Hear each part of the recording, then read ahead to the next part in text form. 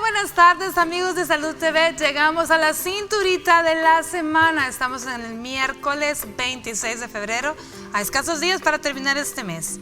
Hoy estaremos conversando con nuestros invitados de un tema que no pasa de moda, desgraciadamente, el cáncer pulmonar. Así que de eso aprenderemos hoy. ¿Quiénes me acompañan? Les cuento luego de la cápsula.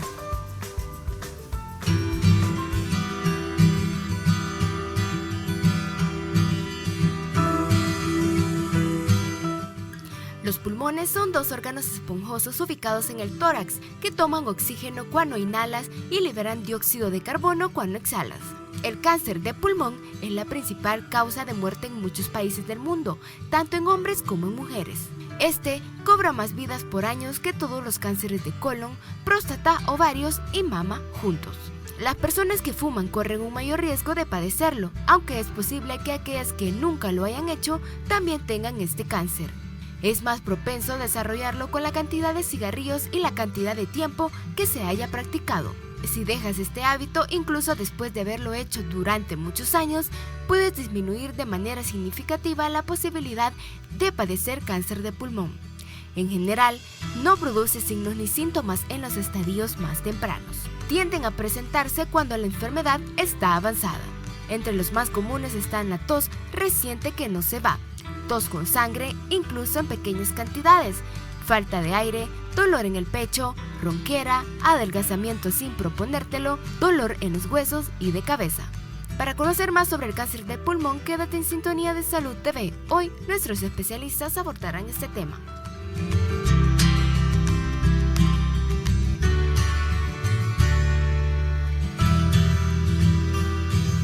Estoy acompañada con el doctor Pablo Escobar, ya todos lo conocen, él es nuestro patólogo. Para todos aquellos que no saben a qué se dedica o qué es lo que hace la especialidad de patología, bueno, es quien da finalmente el diagnóstico luego de que tenemos una sospecha de una enfermedad, tomamos una biopsia y él es quien nos dice al final de dónde era ese tejido, si este tejido tiene células de características benignas o malignas. ¿Cómo estamos, Pablo? Bienvenido. Gracias, muy amable, y un saludo a toda la población salvadoreña. Encantado de estar aquí nuevamente en este querido programa de Salud TV.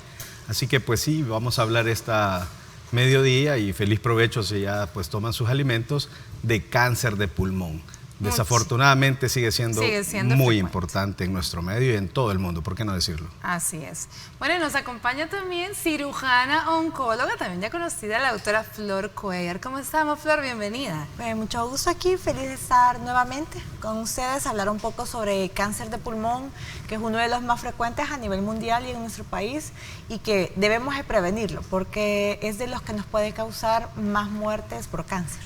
Así es. Bueno, ese tema, eso es muy importante, eso que acaba de mencionar, y es lo que justamente platicábamos con Pablo, que si ponemos un ranking, si le queremos poner un ranking a nivel mundial, y quitamos los cánceres ginecológicos, o sea, hablamos cánceres hombre y mujer, ¿en qué lugar está el cáncer de pulmón a nivel mundial y en qué lugar está en nuestro país? Muy bien. Las estadísticas más verídicas son las de Globocan.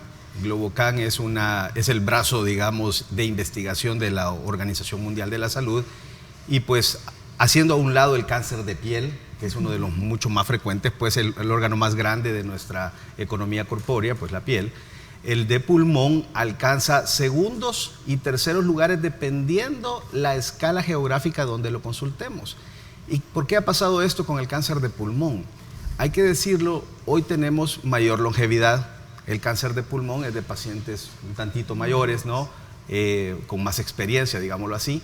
Entonces, hoy la longevidad ha aumentado no solo en los países de renta media, sino de renta baja y de renta alta también, por supuesto. Entonces, el cáncer de pulmón está ganando terreno porque lo estamos descubriendo mucho más y lo estamos diagnosticando mucho más en nuestra población.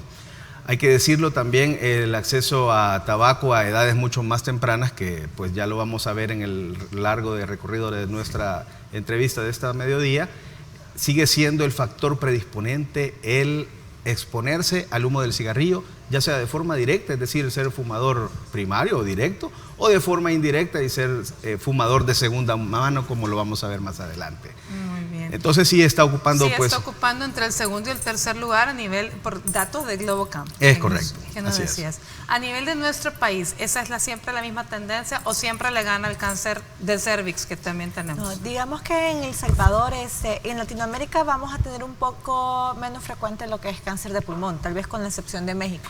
Entonces, tenemos que ver que van a haber cáncer que son, digamos, por factores ambientales o por factores de contaminación o infecciones, por ejemplo, que se dan más en nuestros países que estamos pues con un ingreso económico, digamos, menor en relaciones a países europeos o de Norteamérica.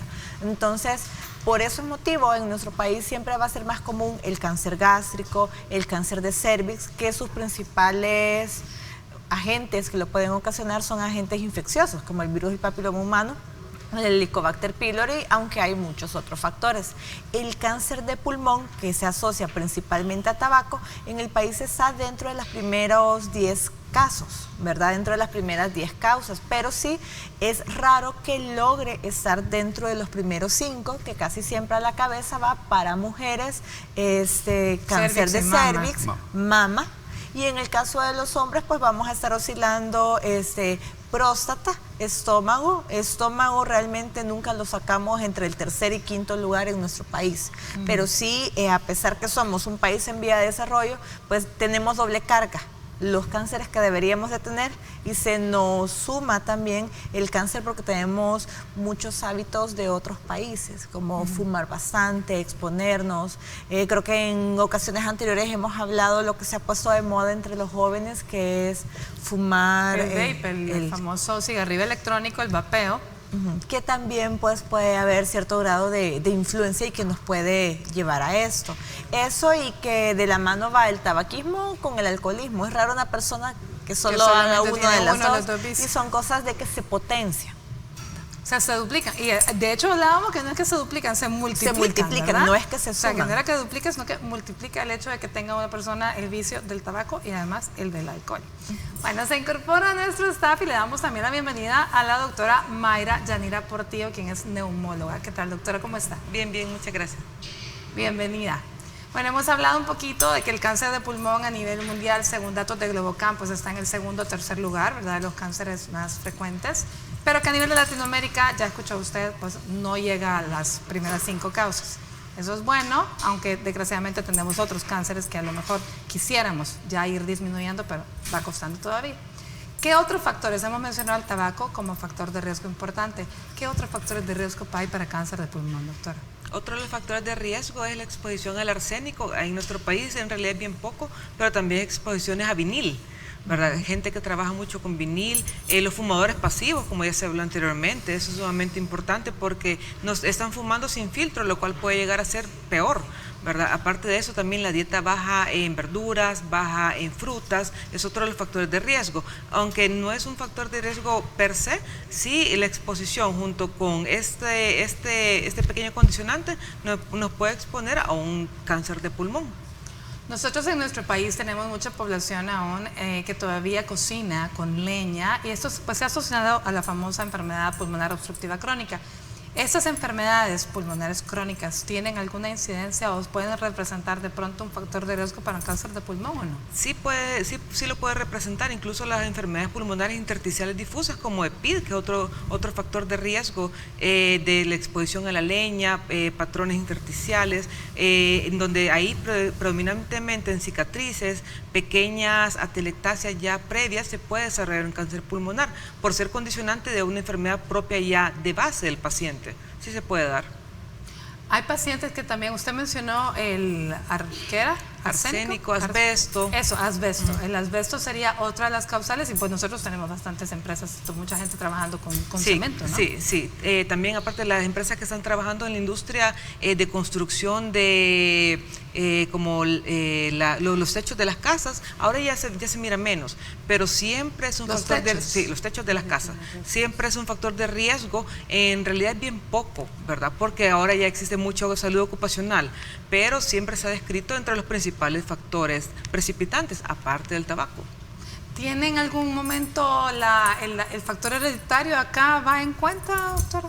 Sí va incluido realmente en todos los cánceres. Vamos a ver casos esporádicos y casos de que van a ser de tipo hereditario, ¿verdad? Entonces, cada paciente en particular vamos a tener que ver si hay antecedentes en la familia para ver si su cáncer fue esporádico o fue de un componente hereditario. Pero muy bien, puede entonces sí se puede hacer esa diferenciación Pero es la minoría de los casos, aunque sí se puede. Ok. Bueno, vámonos a escuchar el avance de TN21 y volvemos con más del interesante tema que estamos tratando este día.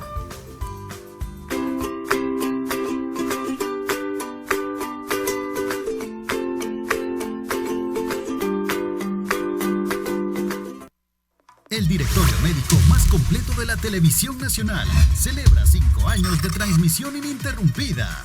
Salud TV. Nacimos en el 2015 como la primera y única opción para entretener y educar a los salvadoreños en prevención y tratamiento de enfermedades. En 5 años hemos reunido a más de 400 especialistas quienes en cada emisión han respondido a las dudas de los televidentes a través de las redes sociales y el WhatsApp. Nuestros temas, secciones y contenido está respaldado por nuestro staff de profesionales de la salud. Salud TV, 5 años, siendo el programa de salud más importante de la televisión salvadoreña. Estás viendo Salud TV.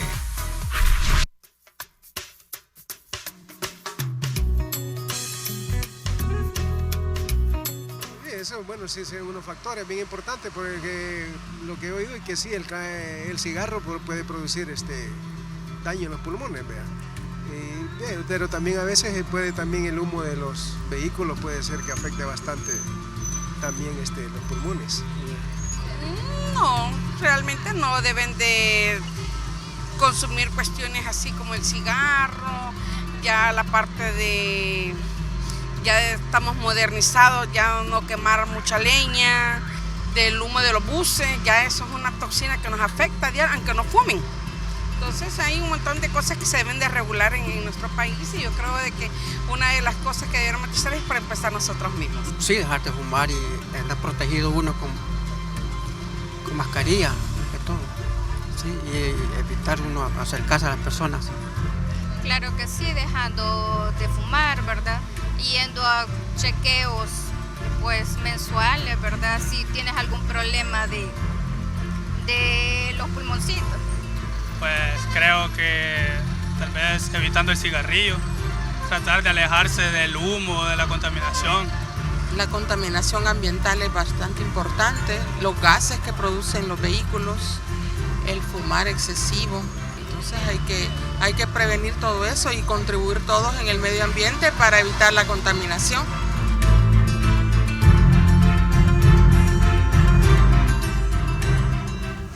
Me encanta escuchar sus respuestas, muchísimas gracias porque siempre están ahí listos y disponibles para responder a nuestros sondeos. ¿Qué le parecieron las respuestas? Todo el mundo habla de la contaminación, bueno, incluso del tabaco, claro, sí. Todos lo mencionaron, el no fumar, pero ¿qué hay de la quema, leña, todo esto? ¿Qué opina, doctor? Sí, en realidad debería existir como una legislación o una regulación. De hecho, hay ciertas alcaldías que se hacen regulaciones con las comunidades en donde la quema se puede denunciar y actúa la alcaldía para hablar con la persona que está haciendo esto para disminuirlo o en todo caso quitarlo. Pero sí es de suma importancia que en realidad la comunidad esté muy cerca de la alcaldía junto con otras entidades, en este caso hasta justicia, porque puede llegar a ser muy difícil que estas personas dejen de quemar productos de desecho orgánico, lo cual trae problemas a la salud, en este caso cáncer de pulmón. Muy bien. Bueno, Florcita, hablemos un poco de lo que serían los signos, los síntomas de alarma. Junto con la doctora y con Pablo podemos ahí ir sacando todos lo que sería algo importante para que la población sepa. Ok, bueno, digamos que los síntomas los podemos ir organizando dependiendo de qué etapa del cáncer estemos. Entonces, por ejemplo, si hablamos de un cáncer que va empezando, un estadio, digamos, pues localmente ubicados, que no se nos va a ir a la región, que no nos vaya a la región a la que pertenece, digamos. Entonces, si estoy hablando de un cáncer de pulmón pequeño, me va a dar más que todo tos, me puede dar un poquito de disnea, pero más que disnea, que es el cansancio, o algunas personas lo describen no cansancio de mucho trabajé y me cansé, sino que esa sed de aire, ¿verdad? Que no me entra el aire. Que no me entre el aire, que por más que intentan respirar, pues no entra el aire. Eso se puede dar ya cuando va avanzando más. Lo primero sería la tos, y que al toser, el esputo, ¿verdad? La flema nos va a salir con sangre. A los inicios no va a haber un dolor. El dolor de tórax se puede dar cuando este nódulo va a estar en contacto con la pleura, que es la telita pues que envuelve los pulmones. Y nos pueden suceder varias cosas. Por ejemplo, el cáncer, el nódulo nació muy cerquita en la periferia y nos va a dar ese síntoma raro, ¿verdad? Y nos lo va a dar rápido. O aquel tumor que no creció tan cerca de la pleura y tiene que llegar a un tamaño bien grande para que le duela. Entonces no nos podemos basar en de que si le duele o no le duele es grave. Porque no es mama. Esto no es mama. No es mama. Entonces Exacto. a algunos les va a doler, a otros no les va a doler. Y de ahí pues quizás hacer el comercial, y eso lo puede explicar en más detalle la doctora, es de que muchas veces nosotros decimos todos de más de 15 días, vivimos en El Salvador, hay que pensar en tuberculosis. Y muchas personas pues no quieren ir a pasar consulta por el estigma de van a decir que yo tengo tuberculosis. Pero realmente una tos de ese tiempo de evolución, no solo hay que pensar en tuberculosis, también debemos de pensar en cáncer. Sí, la verdad es que la idea en nuestro programa nunca es que corra y que haya pánico, que de pronto todo el mundo esté desconfiado, pero sí, la idea es que usted aprenda y sepa diferenciar, porque ya un periodo de tos de tanto tiempo, pues lógicamente. Ahora, hablemos de qué otros síntomas, doctora, y cómo una enfermedad crónica, cómo hacer la diferencia entre una enfermedad crónica pulmonar que de pronto hay un viraje por ahí y cambia y hay algo más.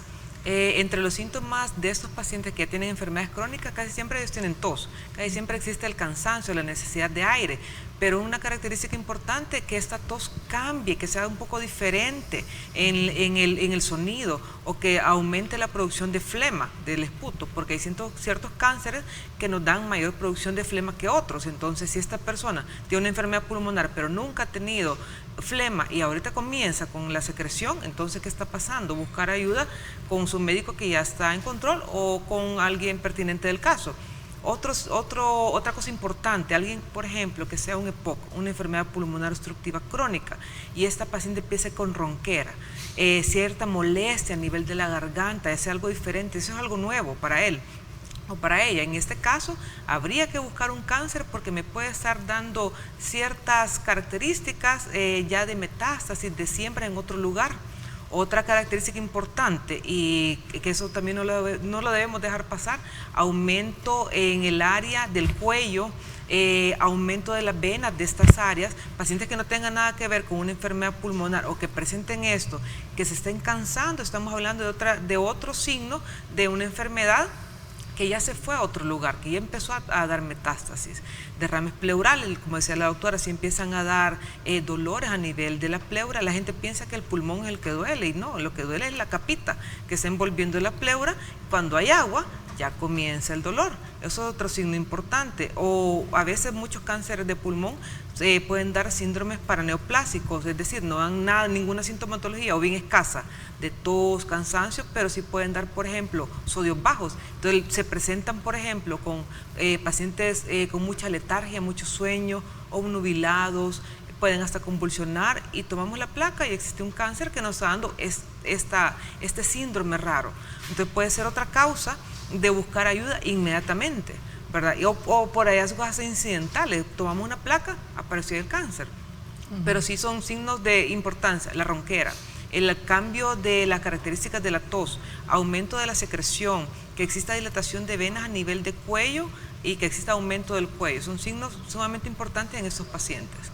Bueno, muy interesante, definitivamente. Estamos hablando de signos y síntomas que a lo mejor uno dice, no tiene nada que ver con el pulmón, aparentemente, anatómicamente, pero sí son signos que hay que estar alerta y que de todas formas hay que descartar cualquier otra situación. Hablemos de tejidos. Cuando ya tenemos el tumor y que los diferentes tipos de tejidos, cuáles son los tipos de cánceres, y en base a esto, a nivel pulmonar, y en base a eso hablemos un poco del pronóstico. Perfecto. En la casuística de pulmón, básicamente tenemos dos grandes líneas. El carcinoma o el cáncer de célula no pequeña, que hoy así está la clasificación, y el carcinoma de célula pequeña o las neoplasias de célula pequeña. Cuando ya estamos en ese enfoque, que tenemos estos dos grandes brazos, podemos hacer una diferenciación entre el carcinoma no microcítico, ¿verdad? Y ahí hablamos de uno de los más frecuentes, el carcinoma de células escamosas, y luego también el adenocarcinoma. Estos dos son los que dan cuenta de más del 85% de tumores a nivel de pulmón. Luego tenemos los de célula pequeña, y a pesar de que es de célula pequeña, es un tumor voluminoso y de muy difícil comportamiento, muy agresivo para el paciente. El de célula pequeña es el que conocíamos antes en la literatura como de células en avena, por la similitud que tienen las células neoplásicas con este alimento. Entonces, cuando hablamos de estos dos subtipos, el carcinoma de células escamosas y el adenocarcinoma, pueden tener mejor, digámoslo así, manejo y pronóstico siempre y cuando sean diagnosticados en estadios tempranos. Porque lo que estamos diciendo, si un paciente consulta cuando los síntomas son iniciales, pues es más fácil de tratar una lesión que va iniciando en estadio 1, estadio 2, que ya cuando estamos 3 o 4, que ya hay siembras a distancias o metástasis, como hemos estado repitiendo en esta plática. Cuando tenemos el de célula pequeña depende mucho del tamaño de la lesión, porque muchas veces al momento del diagnóstico el carcinoma de célula pequeña o microcítico da o debuta con una metástasis, que puede ser a pulmón, que puede ser a hígado, que puede estar invadiendo la pleura, es decir, ya no es loco regional, sino que ya se salió de la cavidad torácica. De estos dos, hoy día ya no podemos hacer diagnóstico histopatológico exclusivamente. Todo tumor de pulmón o de este tracto respiratorio debe de ser acompañado por marcadores de inmunistoquímica y de patología molecular. Porque dependiendo de estos, de lo que ellos expresen en su superficie celular, va a ser el tratamiento y el pronóstico. Entonces, ya no solo basta que tengamos un diagnóstico de histopatología como carcinoma de células escamosas, sino hay que hacer marcadores tumorales, entre los que podemos mencionar ALK, podemos mencionar el factor de crecimiento epidérmico, exactamente, y hay otros serie de anticuerpos que hoy estamos obligados, porque hoy día afortunadamente las compañías farmacéuticas han diseñado fármacos que son diana terapéutico específico. ¿Qué significa? Que dependiendo de cuál desviación o alteración molecular tenga el tumor de mi paciente, así lo voy a tratar. Y así hablamos de medicina personalizada, de personalizar el cáncer. Ya no a todos los tumores de adenocarcinoma pulmonar le vamos a dar esta línea de tratamiento. De ahí también depende de que algunos sí sean quimiosensibles, que a otros sean radiosensibles, que a otros sea con cirugía, que lo vamos a abordar, y por qué no decirlo ahora también con radioterapia y con inmunoterapia, dependiendo del tipo histológico que se ha diagnosticado en el tumor. Bueno, por lo tanto es importantísimo siempre que se sospecha que se encuentra un tumor, que el médico, el cirujano oncólogo envíe la biopsia y para hacer dependiendo de eso, pues el diagnóstico y el pronóstico. ¿Fuma usted? Esta es una pregunta que quiero hacerle. ¿Fuma usted o alguien en su casa? ¿Tiene niños? ¿Viven niños cerca de usted? ¿Cuál es el riesgo que tienen los niños por ser fumadores de segunda mano? Pues de eso nos habla el doctor Boris Salguero, neumólogo pediatra, en la siguiente cápsula.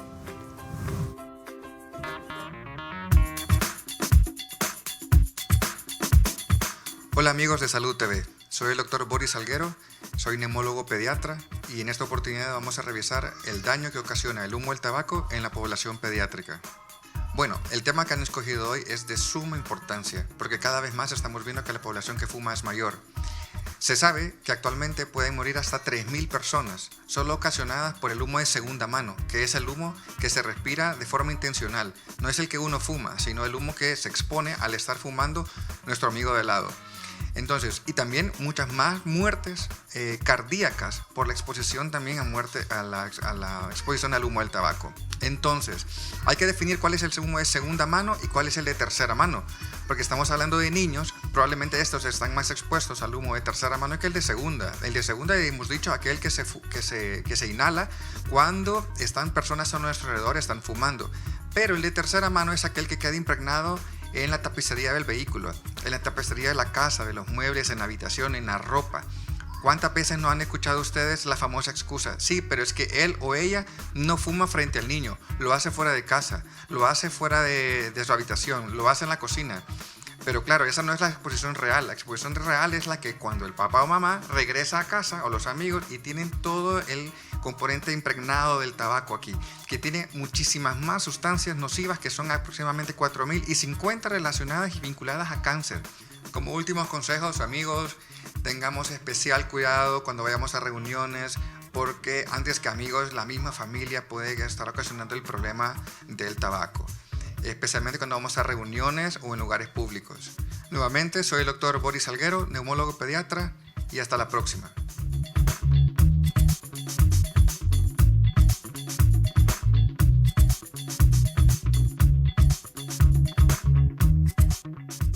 Estás viendo Salud TV.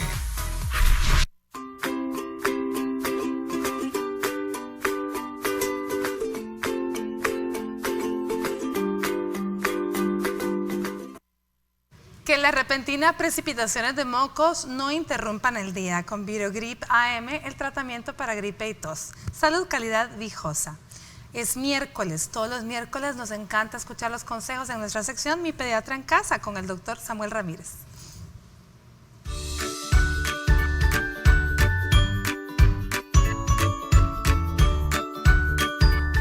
Amigos de Salud TV, un gusto nuevamente saludarles. Soy el doctor Samuel Ramírez y esta es tu sección Mi Pediatra en Casa. En este día abordaremos el uso de la tecnología en los niños.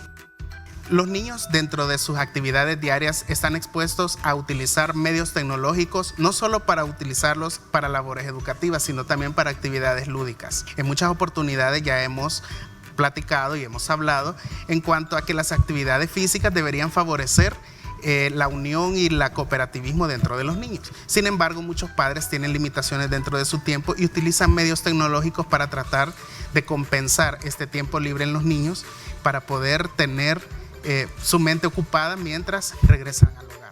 Sin embargo, esto debe utilizarse en una forma medida, no debiendo sobrepasar 2 horas diarias para este tipo de medios tecnológicos, puesto que el cerebro también se hiperestimula y estamos tratando de evitar cualquier tipo de problemas que haga que interfiera con su sueño y con el aprendizaje. Muchos de estos niños pueden tener limitaciones, tanto sociales como físicas, en consecuencia del uso desmedido de la tecnología. Si los padres logran regular el tiempo que estos niños se encuentran expuestos a los medios tecnológicos, se verá muy favorecido y podrán encontrar mejores habilidades y mejor rendimiento escolar en cada una de las actividades que tengan asignadas durante el día. Padres, involúcrense también a la hora de estar usando los medios tecnológicos sus hijos para poder tener el control de qué es lo que tienen acceso y a lo que puedan navegar dentro de la red. El uso de la tecnología es responsabilidad de los padres. Si los padres saben dosificarla y utilizarla en una forma adecuada, será de mucho beneficio para cada uno de sus hijos. Soy el doctor Samuel Ramírez, ha sido un gusto compartir con ustedes. Nos vemos en la próxima.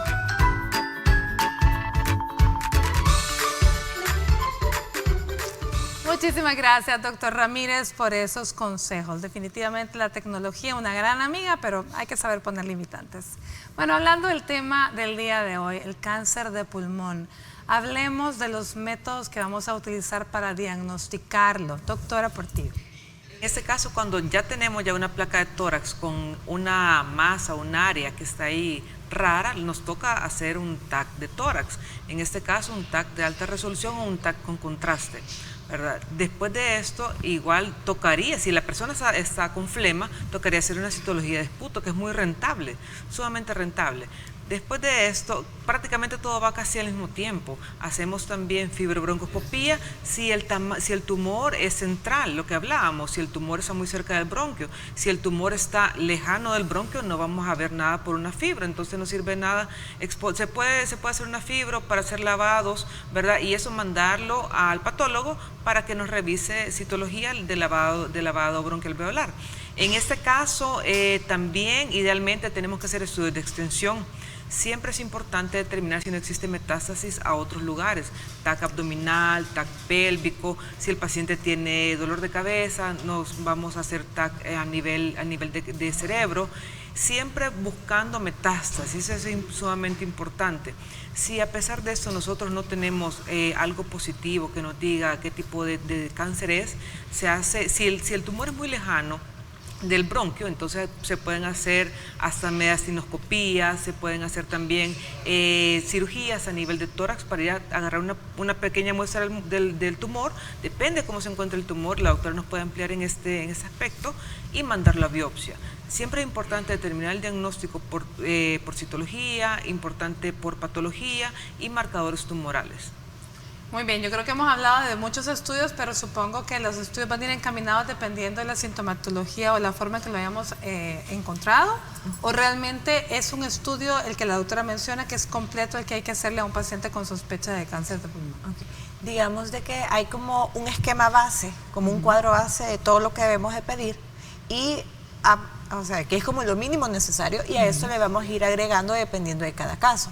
Lo que nos comentaba la doctora Portillo, pues eso es, digamos que parte del esquema básico, y ahí empezamos a agregar cosas. Por ejemplo, si tenemos que el paciente tiene derrame pleural, que normalmente pues se los explican las personas como agua en el pulmón, que no es en sí agua en el pulmón, sino que si regresamos a hablar de la envoltura del pulmón, pues ese va a tener la pleura. Hay dos pleuras que normalmente están casi que pegaditas, ¿verdad? Y es una forma de decirlo, porque no es que están pegadas, pero a medida hay una enfermedad que puede ser cardíaca, que puede ser renal o puede ser un cáncer de pulmón, lo que sucede es que se va acumulando líquido entre esas dos telas. Y nosotros le llamamos derrame pleural por estar en medio de las pleuras. Lo que se hace es que puede ser por ejemplo, en un hospital, pero puede ser en la cama del paciente, no es necesario ir a sala de operaciones. Se mete una hojita en un espacio ya especial que uno sabe dónde ir a buscar el líquido y se empieza a sacar el líquido. ¿Por qué se hace este procedimiento? Porque ya es un procedimiento como tal. Se busca dos cosas. Número uno, aliviar los síntomas del paciente, porque al sacar esto, el pulmón se va a volver a expandir un poco y va a permitir que respire mejor el paciente, va a sentir un alivio de esa sed de aire. Y pues a lo que nosotros también nos interesa muchísimo más es que ese líquido yo se lo mando al patólogo, ¿verdad? Y ya el patólogo me dice si hay células a nivel del líquido o no, porque eso puede pues afectar el plan que yo vaya a dar. Como decía la doctora, por ejemplo, si hay cefalea, ¿por qué decíamos esto? Porque el cáncer de pulmón le gusta irse como metástasis a cerebro y también le gusta irse a hueso. Entonces tenemos que ver si mi paciente no solo tiene el problema del cáncer de pulmón, preguntarle, y uno como paciente estar pendiente, ¿me duele en alguna parte donde antes no me dolía? Porque dependiendo de eso, ya uno hace exámenes como una resonancia magnética de cerebro, sobre todo el cáncer, el de células, el microcítico, el de células avenas es muy agresivo. Entonces, casi siempre hay un buen porcentaje de pacientes que cuando se diagnostica ya tienen metástasis. Entonces, se les debe hacer su resonancia de cerebro, el centellograma óseo, que es un estudio especial para evaluar todos los huesos del cuerpo. Y ya cuando tengamos todo esto, nosotros vamos a decidir cuál va a ser pues, el plan para tratarlo y cómo vamos a hacerle el diagnóstico. Si no lo pudimos hacer a través de la fibrobroncoscopía, el VATS, la cirugía o la mediastinoscopía, la cirugía que comentaba la doctora, es nuestro segundo paso. Primero tenemos que evaluar junto con un radiólogo si es posible tomar una biopsia percutánea, ¿verdad? Y no a todos los casos se les ofrece porque pueden haber efectos secundarios de ese procedimiento. O sea, a unos pacientes va a ser mejor una biopsia a través de la piel y en otros pacientes va a ser mejor la cirugía para llegar al diagnóstico. Por lo tanto, sí se puede. Ahora, resonancia magnética para el pulmón en sí, para el cáncer de pulmón, no. Me dijo la doctora que era un TAC. Un TAC. ¿verdad? ¿Por qué una resonancia magnética no obtendríamos ahí mayor información? La resolución que nos va a dar la tomografía es más que suficiente. Aparte, pulmón trabajamos bastante con, digamos, con aire, ¿verdad? La parte ventilada. Pues inicialmente lo mejor es la tomografía. La tomografía. Y en cerebro es diferente porque nos va a dar, por ejemplo, un TAC de cerebro, aunque lleve contraste, puede que no me vea algunas metástasis que la resonancia sí, porque ya es mejor para ese tejido. Bueno, vámonos a una pausa y al regresar hablamos ya de los diferentes tipos de tratamiento, las líneas, protocolos y el pronóstico. Ya volvemos.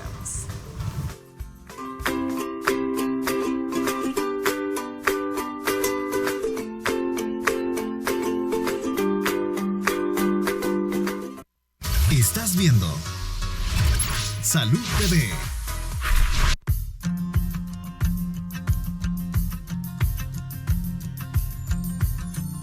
Algunos de los tips que debes saber como cuidador de pacientes con cáncer son los siguientes. En primer lugar, debes llevar un registro de la información, por ejemplo, las citas médicas, los resultados de las pruebas, los medicamentos y la dosis, los síntomas y los efectos secundarios, las preguntas y los nombres y números a los que puedes recurrir por cualquier emergencia. Debes aprender a proporcionar la atención física adecuada. Algunos pacientes pueden necesitar que proporciones ayuda para bañarse, vestirse, alimentarse, ir al baño y arreglarse. Para obtener ayuda, habla con el equipo de atención médica, mira videos de atención o lee material que explique cómo hacer estas tareas. Maneja los medicamentos con cuidado. Los pacientes con cáncer a menudo toman muchos fármacos. Para obtener el mayor beneficio, deben tomárselos exactamente como se los indiquen. Por eso, es importante que crees una lista, una tabla, una hoja de cálculo o usa una aplicación de rastreo para que puedas llevar el control. Por ejemplo, del nombre de los medicamentos, la dosis, el aspecto, el médico que se lo recetó, cuándo tomarlo, cuándo debe pedir un nuevo suministro y cualquier otra instrucción que le dé el médico.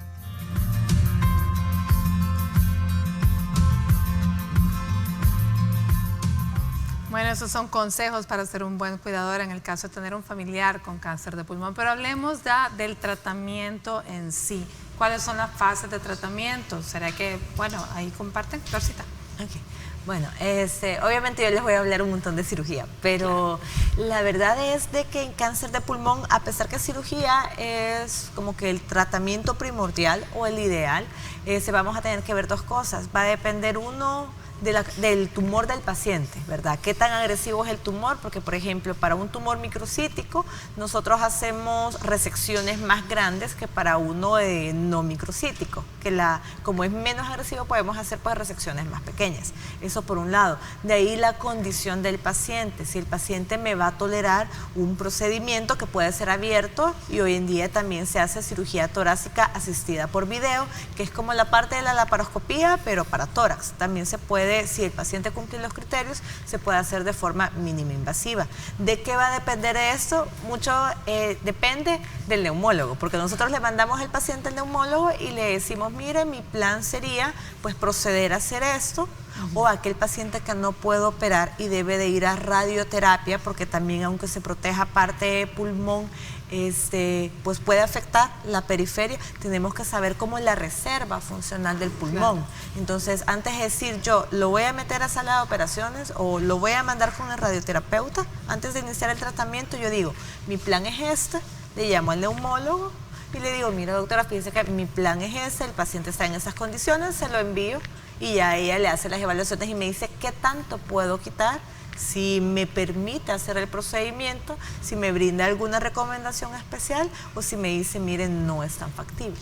Muy bien, hablemos sobre el protocolo entonces de manejo médico, ¿verdad? Antes de llegar a la parte quirúrgica. Sí, a veces es bien difícil decirle al paciente, mire, no se puede operar o no, la cirugía no va a ser tan de éxito porque su reserva pulmonar es tanto. O nosotros hacemos exámenes como espirometrías, velocidad de difusión, perfusión, varios exámenes para corroborar si el paciente en realidad va a tolerar una cirugía. Si no tolera, prácticamente el paciente nos quedamos con cuidados paliativos.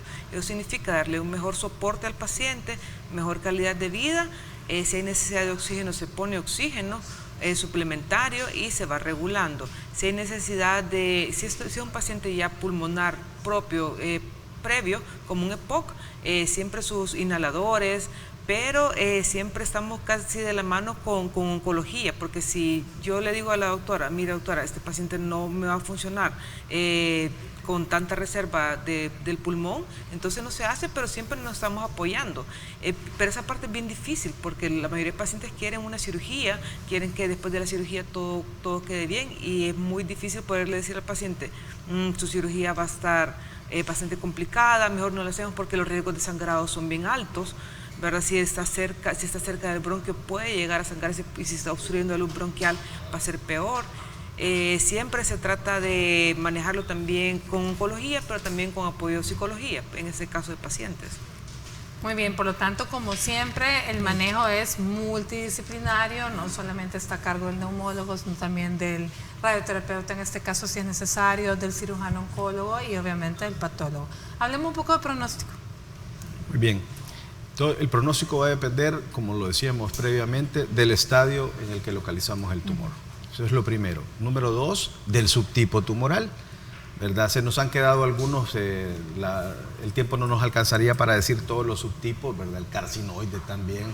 Incluso el pulmón muchas veces es también asiento de tumores que se han generado en otros sitios. Es decir, metástasis de neoplasias en otro sitio que utilizan al pulmón como sitio secundario, como sitio de metástasis. Entonces, hablar de pronóstico depende, número 1, del estadio, número 2, de las condiciones propias de cada paciente. ¿Qué edad tiene el paciente? ¿Qué comorbilidades tiene? Si es hipertenso, si hay obesidad, si tiene otras alteraciones con las que voy a tener que estar enfrentándome. Y como ya lo hemos dicho previamente, si le va a tocar el cáncer de pulmón, ojalá que sea pues del que es no microcítico, ¿verdad? Y encontrarlo con una dimensión chica, que no esté afectando, que solo sea loco regional, que si tiene ganglios tomados sean los menos posibles. Es decir, eso es lo que quisiéramos en el ideal si nos toca pues padecer una de estas enfermedades. Hoy día, sí, déjame decirte, la medicina ha dado muchos pasos y El Salvador no se ha quedado atrás. Tenemos muchos abordajes antes de tratar al paciente, poder diagnosticarlo adecuadamente, porque de un diagnóstico adecuado va a depender un pronóstico y una evolución mucho más favorable para el paciente.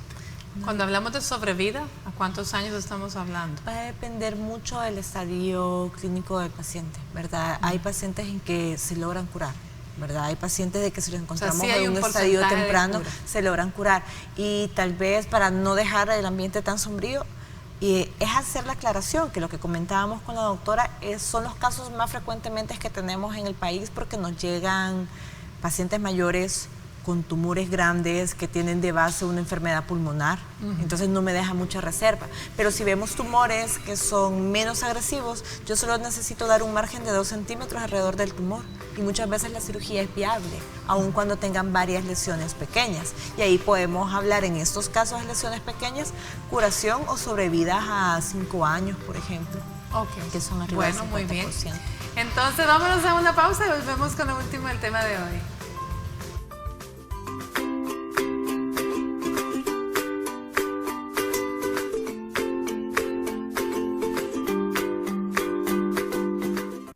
Autoridades de salud en China anunciaron recientemente un nuevo brote de coronavirus que puede prevenirse adoptando las siguientes medidas. Evite el contacto prolongado con personas que padezcan de algún síndrome gripal. Cúbrase la boca y la nariz con pañuelos desechables cada vez que estornude. Haga lo mismo en caso de tos. Este es un consejo de Salud TV. Prevengamos las infecciones por coronavirus. Canal 21. Tome el control. Estás viendo Salud TV.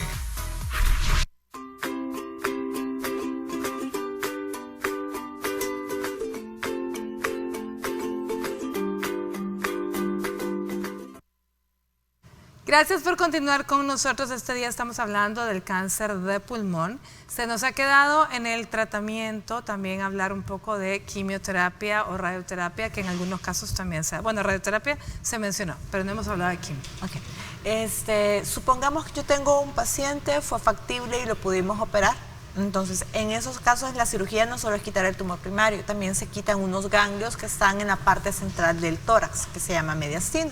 Entonces, dependiendo del resultado de estos ganglios, va a ver si el paciente después de la cirugía va a necesitar solo quimioterapia o quimioterapia más radiación al mediastino para aumentar la probabilidad de curación y disminuir el riesgo en que pues vaya a regresar el cáncer.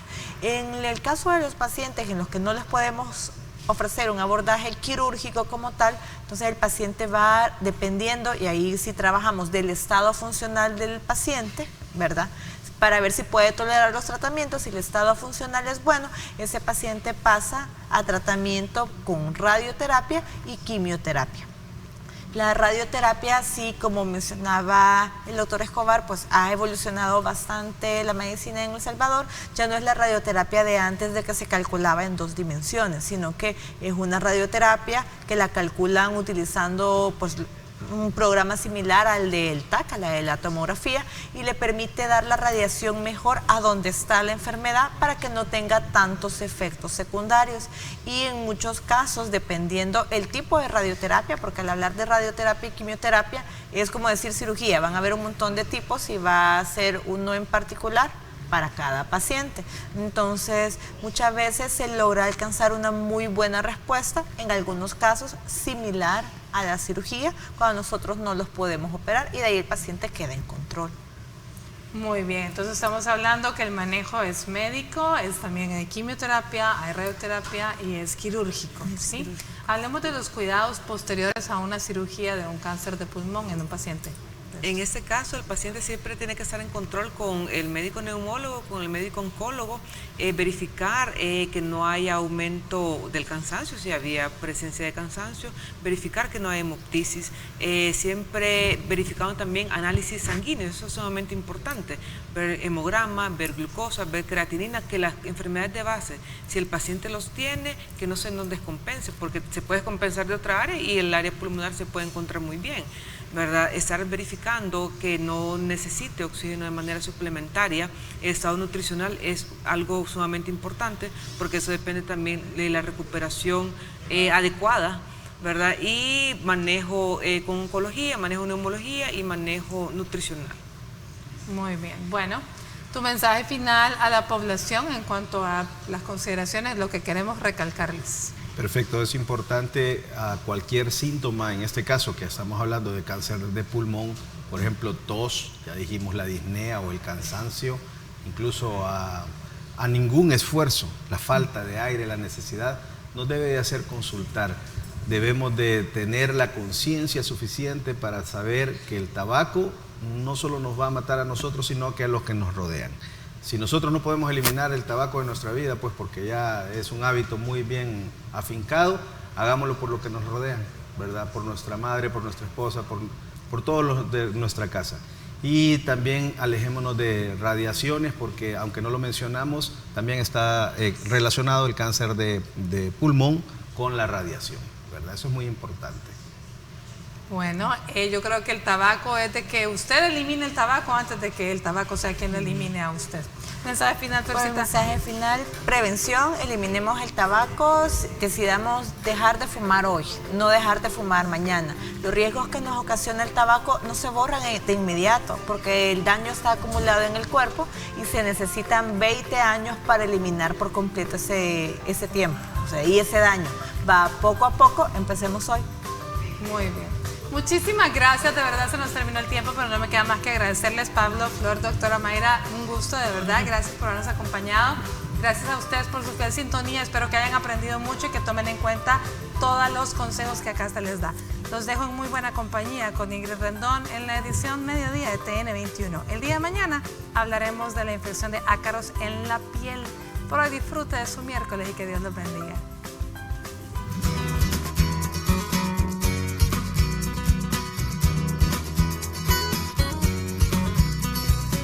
No se puede prevenir todos los cánceres de pulmón, sin embargo, usted puede tomar medidas que puedan reducir su riesgo, como cambiar los factores que sí pueda controlar. La mejor manera es no fumar y evitar humo de la persona que lo hace. Si deja este mal hábito antes de que surja el cáncer, el tejido dañado de sus pulmones gradualmente comenzará a repararse por sí solo, sin importar la edad o el tiempo que lo haya hecho. Tenga cuidado en el trabajo. Las directrices sobre salud y seguridad en el lugar donde labora pueden servir de guía para evitar el contacto con sustancias que puedan causar daño en los pulmones y así llegar a un cáncer. Una alimentación saludable con muchas frutas y vegetales también puede ayudar a reducir su riesgo. Ciertas evidencias sugieren que una alimentación adecuada puede ayudar a proteger contra el cáncer de pulmón tanto los fumadores como los no fumadores.